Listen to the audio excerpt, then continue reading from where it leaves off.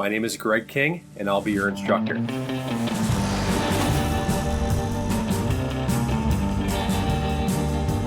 I've designed projects to help us walk through the workspaces of Fusion 360, all while learning all of the different aspects to properly sketch, model, animate, and create drawings within that workspace.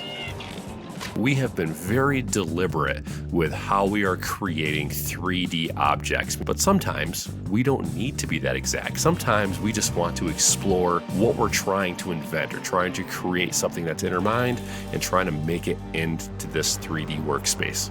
But the learning doesn't stop here. The world needs designers. And by using these projects, we're going to learn all of the aspects that you need to know to get you started in using Fusion 360. They're always updating the software, and there's a great community out there to continue helping you and learning tips and tricks to make your design process easier. Now, whether you're brand new to Fusion 360 or maybe you've dabbled in it before, don't worry, I've got you covered. Let's get designing.